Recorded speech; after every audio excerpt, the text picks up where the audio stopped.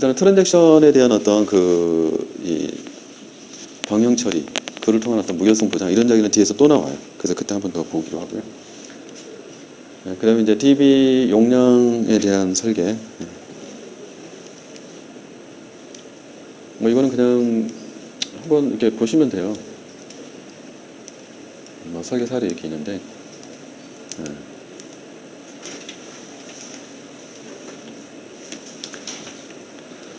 결국에는 그 데이터베이스 이 용량, 사이즈 할당을 어떻게 할 거냐에 대한 것들이 이제 또 물리 설계할 때 결국에는 그 구축할 때 이 개발자들 DBA가 와가지고 개발자를 막 괴롭히죠. 야, 건수가 몇 개야 뭐 이런 식으로. 그리고 그것들이 차지하는 거를 디테일하게 실제로 데이터 사이즈 계산을 하고 가지고 추정을 해요. 증가 속도라든지 이런 것들을 그렇게 해가지고 예를 들면 우리는 6개월 이내에는 DB 사이즈 안 늘려줄 거야. 그러면 그동안에 얼마까지 쓸 거냐라든지 그럼 현재 쓰고 있는 거, 그 다음에 늘어나는 추이 뭐 이런 것들 쭉 감안해가지고 또 플러스 버퍼 얼마 뭐 이런 식의 어떤 데이터를 막 내놓으라고 해요. 그렇게 해가지고 이제 사이징을 하거든요. 근데 이제 그렇게 하게 되면 뭐 보시면 뭐 엔티티 타입, 테이블명, 그다음에 로우 길이, 보존 기간, 초기 건수, 발생 건수, 발생 주기, 연충가율 뭐 이런 기초 데이터를 조사를 해가지고 그거 가지고 단순 산수를 하게 되면은 그러면은 실제 필요한 공간 사이즈가 계산이 돼서 나온다라는 이야기를 지금 하고 있는 거예요. 그냥 단순 무식하게 기초 데이터에 대한 저런 발생에 대해서 조사를 해가지고 그냥 산수를 하고 거기에다가 리스크 감안해서 실제로 버퍼 용량 집어넣고 뭐 이런 과정들을 한다라는 뭐 그 정도 사례 보여주는 목적으로 그냥 보여준 거예요.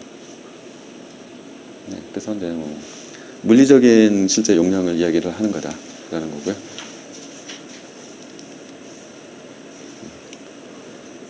그러면 이제 인덱스라고 하는 거, 그는 DB 자체를 실제로 저장된 데이터들을 실제 찾아가고 쓰고 뭐 조회해오고 뭐 이런 것들을 하려고 하면 결국에는 그 데이터에 대한 정보가 또 있어야 되고요. 그 다음에 그 정보가 필요한 이유는 전체 DB를 다 뒤져서 할 수 없기 때문에, 그죠? 빠르게 찾아가고 그 다음에 효과적으로 효율적으로 효과적으로 결과를 가져온다라고 하는 그렇게 되면 결국에는 그러한 데이터의 어떤 정보들을 요약해서 가지고 있는, 그리고 그거를 이용해서 빠르게 데이터의 위치들을 찾아낼 수 있는 이런 구조가 필요해지는데 그런 것들을 우리가 인덱스라고 이야기를 한다. 그래서 어떤 종류의 검색 연산을 최적화한다. 효율적, 효과적으로 뭐 하겠다는 얘기죠.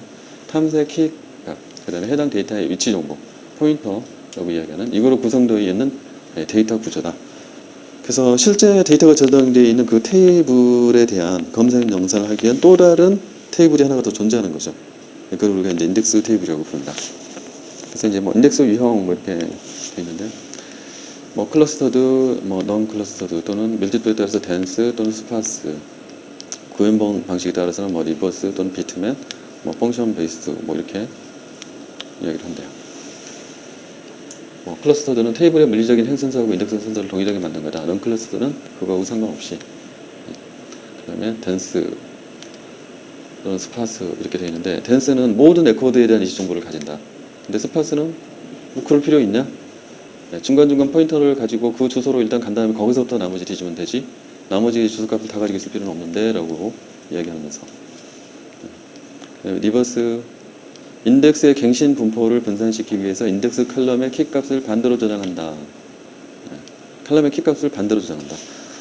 그러니까 이게 인덱스 자체도 이제 효율하기 위해서 이제 어떤 그 갱신 이제를 스스로 계속 하거든요.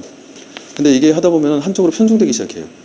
근데 그렇게 되면은 어떤 경우에는 좋고 어떤 경우는 나쁘고 막 불규칙하게 된다라는, 그렇게 되면은 뭐 전체적으로 성능에 있어서 문제가 있다라고 판단이 되는 뭐 이런 경우, 그런 경우에는 랜덤하게 차라리 만들어 놓는 게 낫다네요. 그러면 그냥 그 방법으로는 인덱스 칼럼의 키값을 반대로 해가지고 저장을 해버리겠다 뭐 이렇게.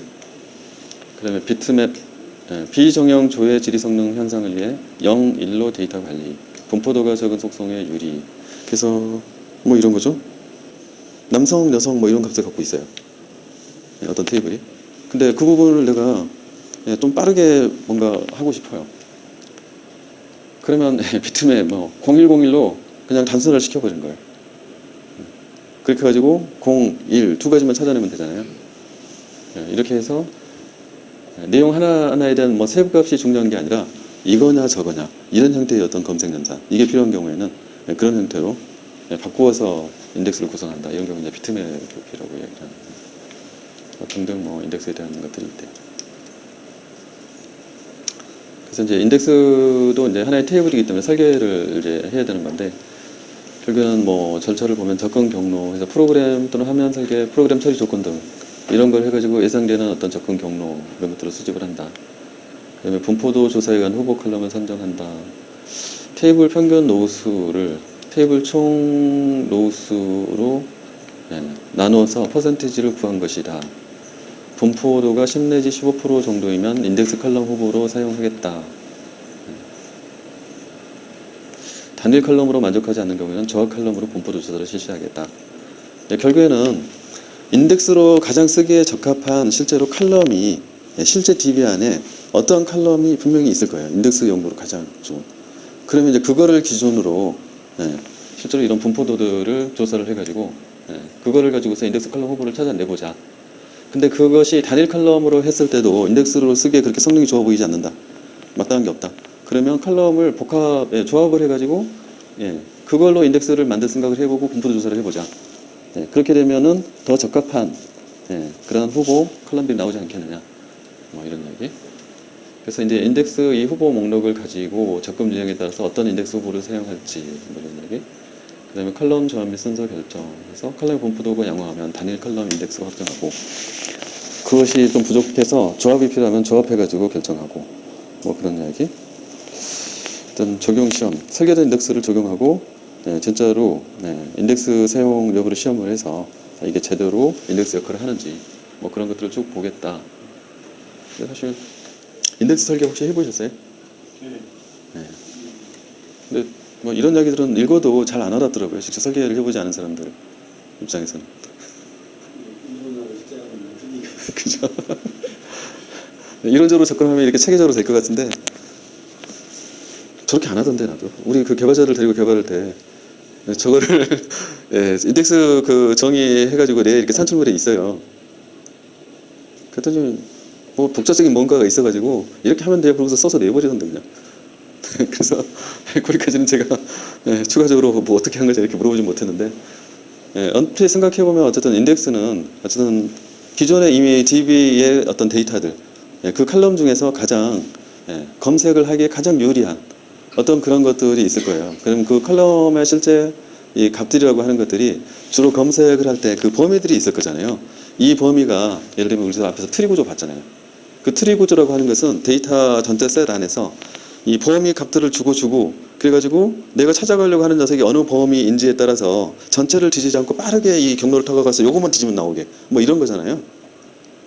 그러면 그렇게 하려고 하면 기존의 DB 테이블 안에 특정 칼럼들은 데이터 요소가 특정 범위 안에서 그런 식으로만 존재해야 돼요. 그죠?